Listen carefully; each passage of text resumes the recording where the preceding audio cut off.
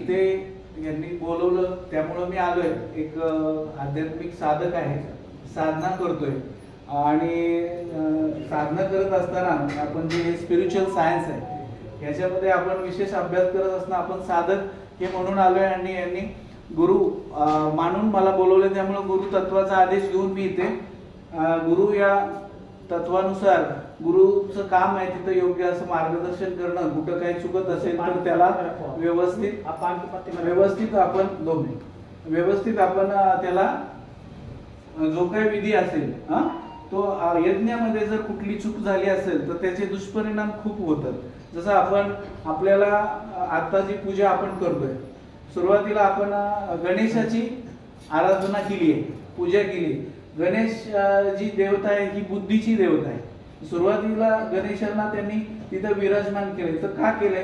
आपल्याला बुद्धी योग्य असेल, ज्ञान चांगलं असेल तर आपल्याला त्याप्रमाणे आपल्याला चांगलं ज्ञान मिळणार आहे आणि आपण चांगलं कर्म करणार आहे। गणपती म्हणजे अधिपती, गणेश ही बुद्धीची देवता आहे आणि त्याचं वाहन आहे मोषक म्हणजे उंदीर। उंदीर काय करतो तर सगळीकडे काहीतरी कुरतडत असतो, परंतु त्याला वाहन गणपतीने केलेला आहे। तो गणपती म्हणजे सर्व गणांचा अधिपती, तर त्याची आपण आराधना करतो। तिथे आपण त्यांना सुरुवातीला आपण स्थानापन्न करतो, आसनस्थ करतो आणि पूजेला सुरुवात करतो। त्याच्यानंतर आपण करतोय नवग्रहाची स्थापना करतोय, पण त्याच्या आधी आपण आपल्या मातृदेवतेला आणि पितृदेवतेला आपण स्मरण करतो, नमस्कार करतो। मग सुरुवातीला आपण म्हणतो ओम श्री गणेश देवताभ्यो नमः, म्हणजे गणेश देवताला आधी वंदना करतो आणि त्याच्यानंतर आपण आपल्या मातृदेवतेला आणि पितृदेवतेला आपण स्मरण करतो आणि त्यांचं आपण आभार व्यक्त करतो किंवा त्यांची आपण परमिशन घेतो। कोणताही विधी असतो तो आपल्या आद्य देवता ही गणपती आहे, गणेश आहे, त्याच्यानंतर आपल्या मातृदेवतेची आणि पितृदेवतेची आपण, कारण उत्पत्ती आपली त्याच्यापासून झालेली आहे। जेव्हा आपण आपले मातृ आणि पितृ एकत्र येतात, एकत्र आल्यानंतर जेव्हा शुक्राणू मातेच्या बीजाशयामध्ये प्रवेश करतात तेव्हा तो देह असतो आपला सूक्ष्म देह। त्या सूक्ष्म देहामध्ये अंडाशयातून एक प्रक्रिया घडते। ती प्रक्रिया जी असते ती असते, प्रक्रिया होण्यामागे एक ऊर्जा लागते। त्या ऊर्जेला आपण ब्रह्मदेवाचं नाव देतो, कारण every movement required certain energy. ही जी ऊर्जा आहे ब्रह्मदेवाला आपण निर्मितीचं म्हटलेलं आहे। आपल्या शास्त्रामध्ये हिंदू धर्मामध्ये काय होतं लक्ष द्या, आपण हिंदू देवताचं पूजा करतो, पण का करतो? आपल्याकडे ब्राह्मण देवता येतात, आपल्याला सांगतात, पण ते कितपत कळतं आणि कुठं चुका होतात आणि त्याने लाभ का होत नाही? आपण प्रत्येक हा जो इव्हेंट बनवलेला आहे हा इव्हेंट नाही तर हा षोडोपचार आहे, त्याच्यामध्ये कुठं चूक होता कामा नये। आणि हे आपण का करतोय, कसं करतोय, तर त्याच्याशी आपल्याला भावनेचं नातं जोडायचं आहे। तर ते कसं जोडायचं त्याची माहिती आपल्याला व्यवस्थित पाहिजे। आपलं धर्म आहे, हिंदू धर्मामध्ये आपण प्रत्येक सृष्टीतल्या गोष्टीला आपण महत्त्व दिलेलं आहे। तर सुरुवातीला आपण गणेश देवतेची स्थापना केल्यानंतर आपण आपले जे आद्य देवता आहेत ते आपले मातृदेवता आणि पितृदेवता आहेत, त्यांचं स्मरण करायचे, त्यांचे आभार मानायचे, त्यांचा आशीर्वाद घ्यायचा आहे आणि त्याच्यानंतर पुढे जायचं। तर आपण आलो होतो अंडकोशामधून सूक्ष्म देहामध्ये ज्यावेळेस आपण प्रवेश करतो तेव्हा तिथे ब्रह्मदेवाचं काम संपतं, कारण त्याने आपल्याला तिथे सूक्ष्म देहामध्ये नेलेलं असतं। त्याच्यानंतर आपल्याला आपलं विष्णू देवतेचं काम चालू होतं। तर ब्रह्मदेवतेचं पहिला जो सिम्बॉल आहे, तो जो सिम्बॉल आहे तो आपण स्वस्तिक मांडलेला आहे। विज्ञानाच्या दृष्टीने आपण त्याला इलेक्ट्रॉन म्हणतो। इलेक्ट्रॉन जो आहे तो इलेक्ट्रॉनिक एनर्जी फोर्स मुळे आपल्यामध्ये तिथे सूक्ष्म देहामध्ये आपला प्रवेश होतो आणि आपला जो प्रवास आहे जीवनाचा प्रवास तिथून सुरुवात होतो। आणि जीवनाचा प्रवास तिथून सुरुवात झाल्यानंतर सूक्ष्म देहातून आपण जो अन्नमय कोशामध्ये प्रवेश करतो, म्हणजे सूक्ष्म देहातून अन्नमय कोशामध्ये ज्यावेळेस प्रवेश करतो तेव्हा माता जी आपले ग्रहण करते अन्न किंवा जे काही स्मरण करते ते आपल्यापर्यंत पोहोचत असतं। तिथं आपल्या विष्णू देवतेचं काम चालू होतं. ज्या विष्णू देवतेचा सिम्बॉल आपण ओम आहे, ओंकारापासून सर्वाची पालन पोषण निर्मिती झाली आहे, म्हणून आपण त्याला विष्णू देवाला ओंकार म्हटलेला आहे आणि ओम त्याचा सिम्बॉल आहे. जसं आपण सायन्स मध्ये बघतो वेगवेगळे सिम्बॉल असतात. ऑक्सिजन असेल तर त्याला O2 म्हणतो, पाणी असेल त्याला आपण H2O म्हणतो, बरोबर की नाही. तसं ह्याचे प्रत्येकाचे सिम्बॉल आहेत. जसं आपण सुरुवातीला ओम स्वस्तिक आपण म्हटलं ब्रह्मदेवाचं आहे आणि त्याच्यानंतर जेव्हा आपल्यामध्ये इलेक्ट्रॉनिक फोर्स नुसार त्या आपल्या अन्नमय कोशातून आपण सूक्ष्ममय देहामध्ये प्रवेश करतो त्यावेळेस आपली 4 आठवड्याची प्रोसेस असते. हा कालाय तस्मै नमः म्हणून काळ हा आपल्या हातामध्ये नाहीये, तर तो काळ आपण आपल्या हातामध्ये तो प्रवास करत असतो. जीवन हा एक प्रवास आहे. त्याच्यामध्ये जेव्हा ब्रह्मदेवाचं काम संपतं तेव्हा चालू होतं विष्णुदेवाचं काम. म्हणून विष्णुदेव ज्यावेळेस काम करत असतात तेव्हा आपल्याला अन्न आपल्या मातेने ग्रहण केलेलं, ऐकलेलं, स्मरण केलेलं मंत्र उच्चार असेल, कुठलीही वाईट चांगली गोष्ट असेल ते आपल्या गर्भामध्ये संस्कार होत असतात. तर संस्कार होत असताना आपण मातृदेवतेचं पितृदेवतेचं अगोदर आपण आराधना करतो. मग ज्यावेळेस आपलं पालन पोषण करतात त्याला वैज्ञानिक भाषेमध्ये न्यूट्रिशन म्हणतात. न्यूट्रॉन आपल्याला जे शरीराला लागणारे न्यूट्रिशन असतात ते न्यूट्रिशन आपल्याला न्यूट्रॉन प्रमाणे म्हणतो, म्हणून आपण विष्णूला न्यूट्रॉन म्हटलेला आहे. इलेक्ट्रॉन झालं आणि न्यूट्रॉन झालं. त्याच्यानंतर महेश प्रोटॉन येतात. ज्या वेळेस आपल्या शरीरामध्ये सूक्ष्म देहामध्ये मातेच्या गर्भाशयामध्ये आपली वाढ होत असते त्यावेळेस 12 आठवड्यानंतर ज्यावेळेस आपण सूक्ष्म देहातून लघु देहाकडे प्रवास चालू करतो त्यावेळेस आपल्याला महेशाचं प्रोटेक्शन पाहिजे असतं.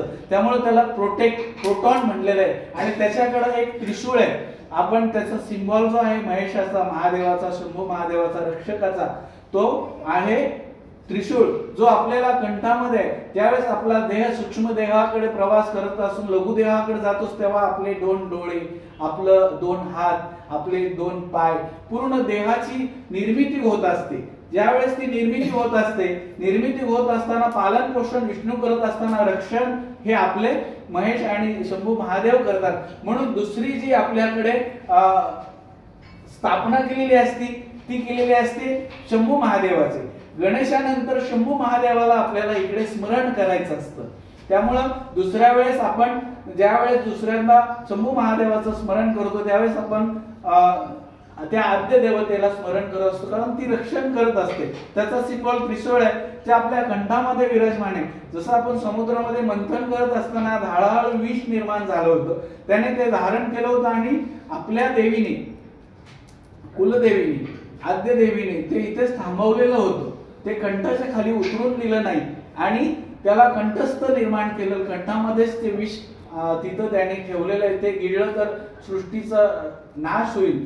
त्यामुळं तिथे आपल्याला महादेवाने प्रोटेक्शन दिलेलं आहे. त्यामुळे तो सिम्बॉल आहे. आपल्या दोन्ही बाजूला आपल्याकडे आपण सध्या वैज्ञानिक भाषेत टॉन्शन म्हणतो. ह्या टॉन्शन नसून तन सेन्स आहेत. ह्या आपल्या देहाचे सेन्स आहेत. आपल्या शरीरामध्ये कुठल्याही प्रकारचा बॅक्टेरिया किंवा व्हायरल जाणार असेल त्यावेळेस हा इथे पहिल्यांदा कॅच केला जातो. द्वारपाल आहेत. ज्यावेळेस आपल्याला कुठल्याही प्रकारचा त्रास होणार असतो आपल्या आयुष्यामध्ये, जीवनाच्या प्रवासामध्ये, त्यावेळेस एकतर वस्तूने होतो, वास्तूने होतो.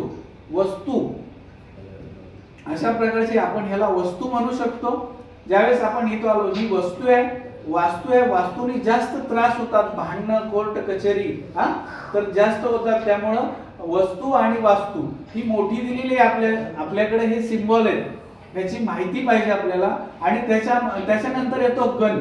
गणपतीचे आपण त्याला गण असतात. गण हे अनेक प्रकारचे असतात. आपण ही गणातच मोडतो. मनुष्य हा प्राणी आहे तर 84 लक्ष योनीतून आपल्याला मनुष्य हा देह मिळालेला असतो. तर 84 लक्ष योनीतून हा देह मिळतो. त्यामुळे हे गणामध्ये येतो. गणामध्ये कोण येतो? आपण सगळे गण आहेत, वेगवेगळे गण आहेत. हे 2 द्वारपाल आहेत. तर त्याच्यामध्ये एक लक्षक असतो आणि एक रक्षक असतो. ज्यावेळेस आपण आपल्या घरामधून द्वारातून प्रवेश करतो तिथे 2 द्वारपाल असतात. ते 2 द्वारपाल जे आहेत एक लक्षक असतो आणि एक रक्षक असतो. लक्षक जो असतो त्याला गरुड आपण म्हटलेलं आहे. ती घंटा ज्यावेळेस वाजवतो त्या घंटेचं जे मुख असतं ते गरुडाचं असतं. बहुधा घंटा जशा बनवतील तसं शास्त्रानुसार त्या घंटेला गरुडाचं आहे. तर गरुड जो आहे ती देवता आहे, ती कुठे आहे तर ती सोमनाथाला आहे. या पृथ्वी तलाचं मूळ स्थान जे गरुडाचं मुख आहे ते सोमनाथ आहे. त्यामुळे तिथे आपल्याला पिंडीचं आपल्याला स्थापना करावी लागते, कारण तिथे सोमनाथाची स्थापना केल्यानंतर त्याचं जे मुख आहे ते यमलोकाकडे यमद्वाराकडे आहे. तिथे यमद्वारे जेव्हा आपण होम हवन करतो त्यावेळेस सप्त पाताल, तलातल, रसातल असे सप्त पाताल आणि सप्त आकाश म्हणजे स्वर्ग असेल, इंद्रलोक असेल, त्याच्यानंतर विष्णू लोक असेल किंवा कैलास लोक असेल, असे सप्त स्वर्ग सप्त आकाशाचे द्वार ओपन होतात. त्यावेळेस ते आहुती देताना सप्त पातालाचेही द्वार ओपन असतात. त्यामुळे आपल्याला यज्ञामध्ये कुठं जर चूक झाली असेल, पूजेमध्ये कुठं चूक झाली असेल, तो दोष निर्माण होतो. एकतर कुठलाही हा इव्हेंट नाही, ही पूजा आहे, अर्चना आहे, षोडोपचार आहे, त्याच्यामध्ये कुठल्याही गोष्टीची चूक व्हायला नको. आपण आपल्या धर्माची हिंदू रीतिरिवाजाची माहिती पाहिजे. त्याच्यानंतर आपण त्या गणेश देवतेला, स्थान देवतेला, कुलदेवतेला, इष्टदेवतेला आपण स्मरण करतो. मातृदेवतेचं, पितृदेवतेचं आपण सुरुवातीला परमिशन घेतो. आपला देह ज्यावेळेस शरीरामध्ये लघुकडून सूक्ष्माकडून लघुकडे प्रवास करत असतो तेव्हा तिन्ही देवता तिथे आपलं रक्षण, पालन, पोषण करत असतात. त्यामुळे त्यांनाच करून इकडे त्यांनी आपल्याकडे सत्यनारायणाची, इकडे कलशाची आणि सत्यनारायणाची ते मूर्तीची प्राण किंवा फोटो ठेवून त्याचे बद्दल एक कथा ऐकवलेली आहे. त्याच्यानंतर आपल्याला येतो नवग्रह, सूर्य चंद्रासह 9 ग्रह येतात. त्यांची तिथे स्थापना करून त्यांना काही आपण वेगवेगळे कडधान्य, धान्य तिथे नैवेद्य म्हणून ठेवलेले असतात. तर सूर्य चंद्राचा प्रभाव आपल्याकडे पडत असतो. कसा पडतो? जसा सूर्याचा प्रकाश आहे म्हणून पृथ्वी तलावर सृष्टी जिवंत आहे. ते सृष्टी चक्र चालवण्यासाठी सूर्य चंद्रासह 9 ग्रहाची आपल्याला गरज आहे. आपली निर्मिती होत असताना पंच तत्वापासून झालेली आहे. जल, वायू, जल तत्व, वायू तत्व, अग्नी तत्व, आकाश तत्व आणि पृथ्वी तत्व, हे 5 एलिमेंट आहेत. त्याच्यापासून आपली निर्मिती होत. हा देह आहे. हा देहाची निर्मिती गर्भाशयामध्ये होत असताना 84 लक्ष येणूतून आपण आपल्या शरीरावर प्रभाव पडलेला असतो सूर्याचा, चंद्राचा. चंद्रामुळे आपल्याला दिवसातून 2दा भरती ओढी येते समुद्राला. सूर्यामुळेच आपल्याकडे बाष्पीभवन होतं. बरोबर आहे. बाष्पीभवन झाल्यानंतर ते आपल्याकडे वरुण देवतेची इथे कलशाची स्थापना केलेली आहे. वरुण देवतेमध्ये आपण सप्त नद्या ज्या आहेत आपण त्याला पूजनीय आपल्या धर्मामध्ये म्हटलेलं आहे. ज्यावेळेस अवकाशातून नैऋत्येकडून वारं येतं, भैरवाच्या कृपेने नैऋत्याचे आपण भैरवाचं स्मरण करतो आणि भैरवाच्या कृपेने नैऋत्य मोसमी वारं ज्यावेळेस तेव्हा आपल्याकडे पर्जन्य म्हणजे पाऊस पडतो आणि 7ही नद्यांना पाणी येतं आणि त्याच्यातून आपल्या मनामधली अहंकार रूपी जी काय साचलेली घाण असेल तळ्यामध्ये आसपास सगळी ती वाहून जाते आणि पुन्हा समुद्राकडे विसर्जित होते. हे सृष्टी चक्र असतं. त्यामुळे सप्त नद्यांना आपल्याकडे पवित्र मानलेले. वरुण देवतेचं, अग्नी देवतेचं, रक्षक देवतेचं इथं आराधना केलेली आहे. त्यांना बोलवलेलं आहे आणि त्यांना इथं स्थानबद्ध केलेलं आहे. त्याच्यानंतर त्या वरुण देवतेला आपण इथे कलशस्य स्थापना केलंय. कुठल्याही प्रकारचे आपल्याला ह्या यज्ञामध्ये अडचण येऊ नये, कारण सप्त पातालाचे द्वार ओपन आहेत, सप्त आकाशाचे स्वर्गाचे द्वार ओपन आहेत. त्यावेळेस आपल्याला कर्मानुसार वास्तू मिळते, कर्मानुसारच धन मिळतं.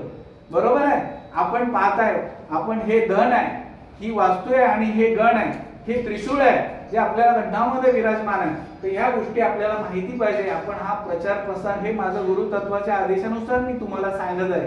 तुम्ही ग्रहण कसं करणार हे त्याच्यावर अवलंबून आहे. धन येतं आपल्या आपल्या कर्मानुसार आपण कसं काम करतो. एक तर येतं प्राकृतिक वाढ वडिलांच्या पुण्याईनी किंवा आपल्याला प्रकृतीने आपल्याला दिले असतं, आपल्याला प्राकृतिक पद्धतीने आलेलं असतं. दुसरं असतं आकृतिक म्हणजे आपल्या प्रयत्नातून आलेलं असतं. आपल्या प्रयत्नातून ते धन आपण घेतो की कुणाचे शाप घ्यायचे असतील किंवा पुण्य घ्यायचं असेल, चांगलं कर्म करून कमावलेलं असेल तर धन ते लागतं. अदरवाईज दुःख आणि सुख या तिन्ही गोष्टीतूनच मिळतं. आयदर तुम्हाला धन हे मेटल असतं किंवा सोनं असेल, चांदी असेल किंवा आता प्लास्टिक मनी आली, ते धन येतं. एकतर आपल्याला वस्तू रूपामध्ये ते येतात, त्याच्यामध्ये सुख आणि दुःख दोन्ही दडलेलं आहे. त्याच्यानंतर येते वास्तू. वास्तू सुद्धा आपल्या कर्मानुसार प्रारब्धानुसार आपल्याला मिळत असते. आपण किती जरी प्रयत्न केला, आपण म्हटलं ही नका घेऊ ती नका घेऊ. पूर्वी कसं होतं, सृष्टी चक्रामध्ये झाडाखाली राहायचे, ट्री हाऊस म्हणतो आपण त्याला, त्याच्यातही वादविवाद व्हायचे. त्यानंतर अश्मयुग आलं, आपण गुहेमध्ये राहिलेलो. ती प्राकृतिक वास्तू होती. आता आपण आकृतिक वास्तू केली, मला असं बाथरूम पाहिजे, या काळानुसार मला असा किचन पाहिजे, आपण बेडरूम पाहिजे, त्या हॉल पाहिजे, असं आपण ते वास्तू निर्माण करतो. ती एक प्राकृतिक आणि आकृतिक. आकृतिक करत असताना मयंक ऋषीने, अतिशय मयंक ऋषी हे देवतांचे आर्किटेक्ट होते. मयंक ऋषींनी ज्यावेळेस महल निर्माण करायला घेतला कौरवांचा कृष्ण देवतेच्या आदेशानुसार, त्यावेळेस त्याच्यामध्ये त्रुटी राहिली आणि तिथे एक छोटासा खड्डा राहिला. दुर्योधन चालत येत असताना तिथे पाणी सटलं आणि त्याच्यामध्ये पडला. द्रौपदी हसत होते वरून त्याला बघून. त्यावेळेस तिच्यातून मुखातून एक अपवाक्य निघलं. म्हणून बोलताना वास्तूमध्ये ती तथास्तु म्हणत असते. म्हणून आपण कधीही बोलताना ती सुखही देते आणि दुःखही देत असते. त्यामुळे द्रौपदी वरून हसली आणि दुर्योधन त्या पाण्यात पडल्यामुळे ती म्हणली आंधळ्याचा पुत्र आंधळा म्हणून ती म्हणते. त्यावेळेस त्याच्या मनामध्ये राग येतो आणि तो द्रौपदीला त्या रागातूनच भर सभेमध्ये विवस्त्र करतो आणि महाभारत घडतं. तर ही वस्तू आणि वास्तू याच्यातून आपल्याला सुखही मिळतं आणि दुःखही मिळत असतं आपल्या आपल्या कर्म प्रारब्धामुळं. पण ज्यावेळेस आपण म्हणतो जिथे गुरु येतात काय, जिथे गुरु येतात, गुरु रूपाने जो कोणी ज्ञान देत असतो आणि तो त्याचा ऐकतो, जो गुरु आहे तो आपल्या धर्मशास्त्रामध्ये गुरुर ब्रह्मा गुरुर विष्णू गुरुर देवो महेश्वरा गुरुर साक्षात परब्रह्म तस्मै श्री गुरुवे नमः.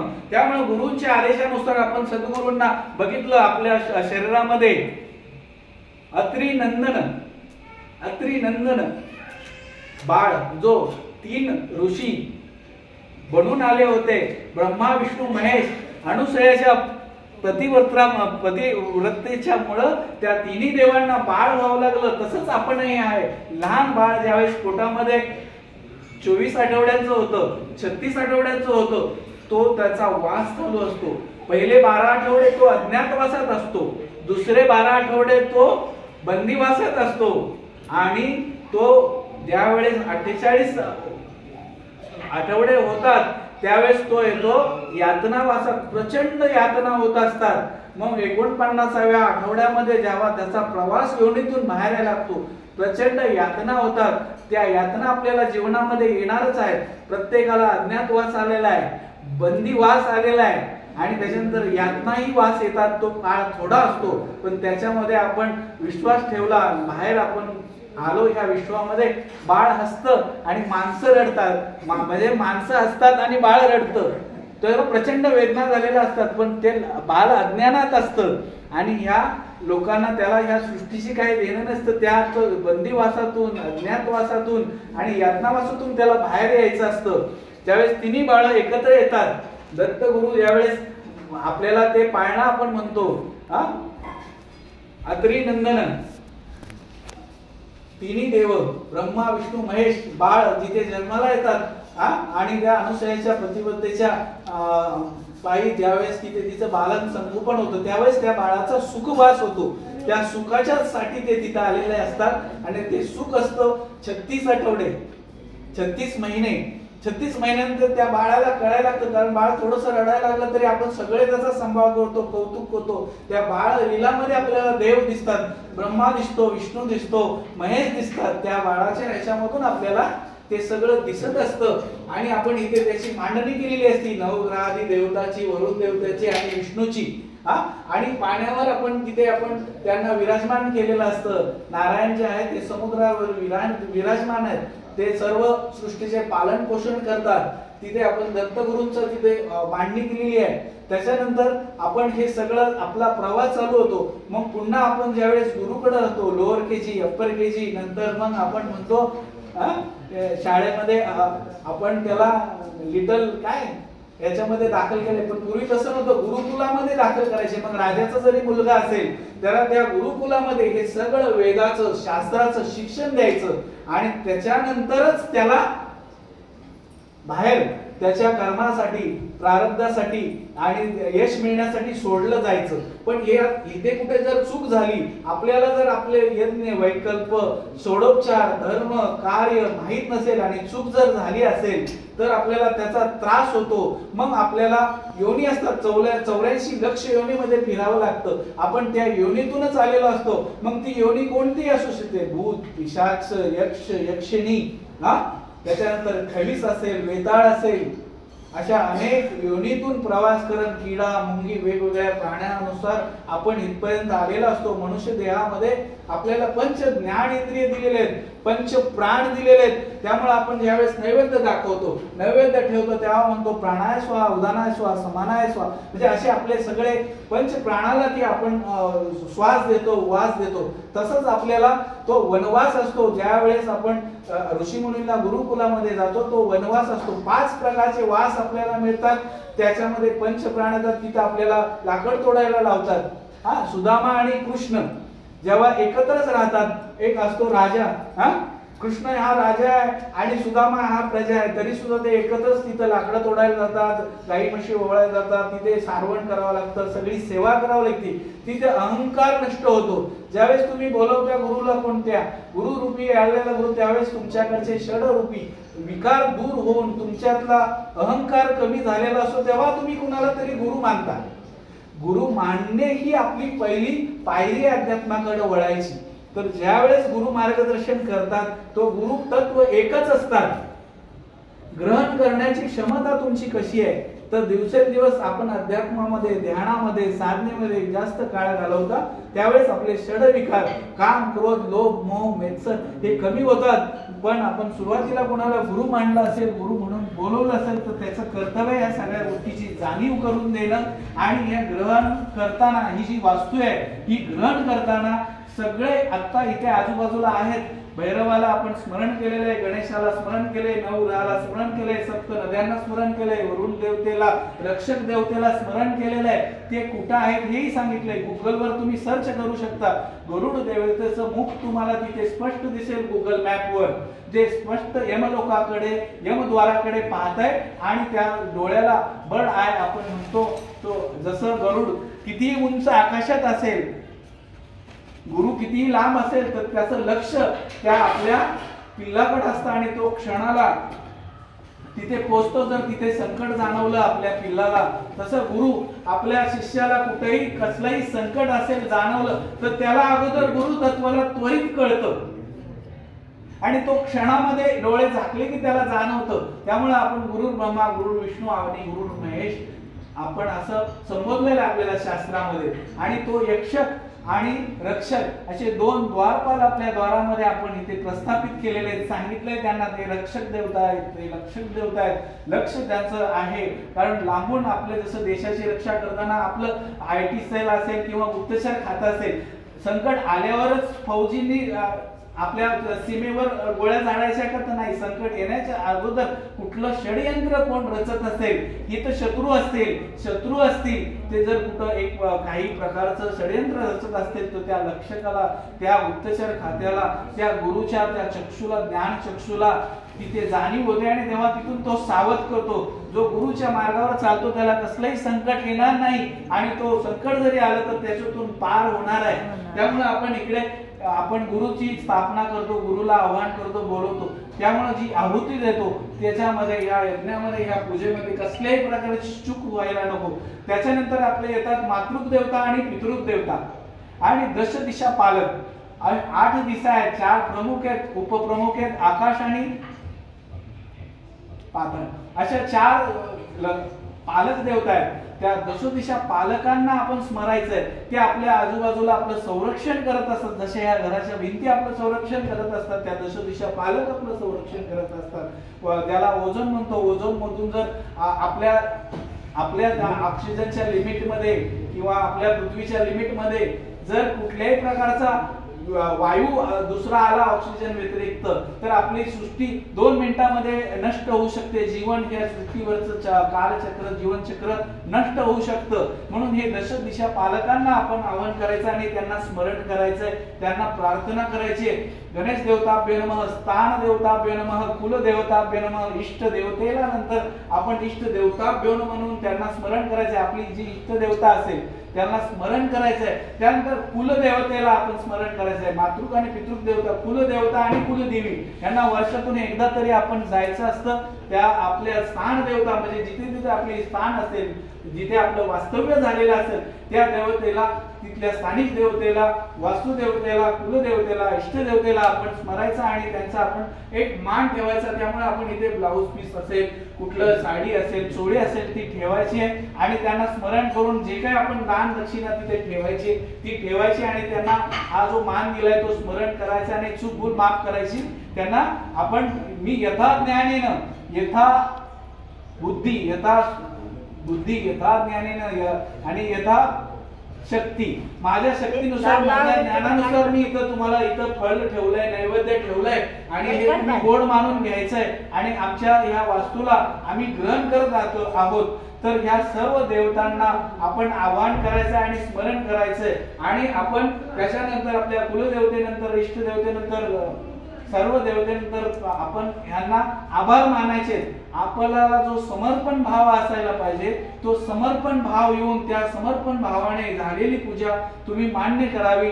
स्मरण करताय आपण ओम श्री गणेश देवताभ्यो नमः, स्थान देवताभ्यो नमः, कुलदेवताभ्यो नमः, इष्टदेवताभ्यो नमः, मातृदेवताभ्यो नमः, गुरुदेवभ्यो नमः, सर्व देवभ्यो नमः, सर्व संत की जय, बाल गोपाल की जय, सर्वे सर्वांनी की जय. यावयामी स्थापयामी, प्रार्थनापूर्वक नमस्कार करोमी असं म्हणून आपण आज सर्वांनी मिळून इथं आहुती द्यायची आणि या आहुतीला पूर्ण आहुती म्हणून द्यायचे आमच्या या सर्वांनी.